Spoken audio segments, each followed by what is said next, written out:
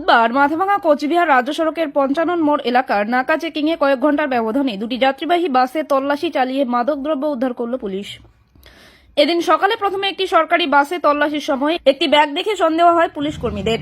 সেই ব্যাগের মালিককে তা জিজ্ঞাসা করায় কেউ স্বীকার করেনি ব্যাগটির কথা। বাস থেকে নামিয়ে ব্যাগ খুলে দেখা যায় প্রায় 5 কেজি গাঁজা রাখা হয়েছে। অপরদিকে কয়েক ঘন্টা পর অপর একটি বেসরকারি বাসে তল্লাশি চালিয়ে একটি বস্তা উদ্ধার করে পুলিশ। সেটিতে নিষিদ্ধ কাপ সিরাপ রাখা ছিল। যদিও দুটি ঘটনায় কাউকে গ্রেপ্তার করা সম্ভব হয়নি। এ ঘটনার পর নাকা চেকিং এ জোর তল্লাশি শুরু করেছে পুলিশ।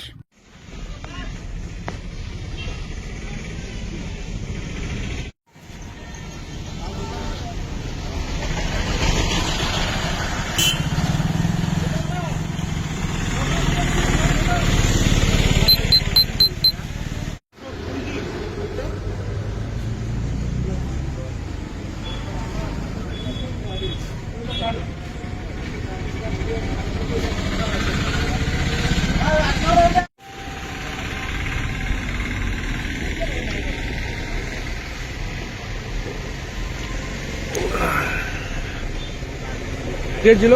বিনয়।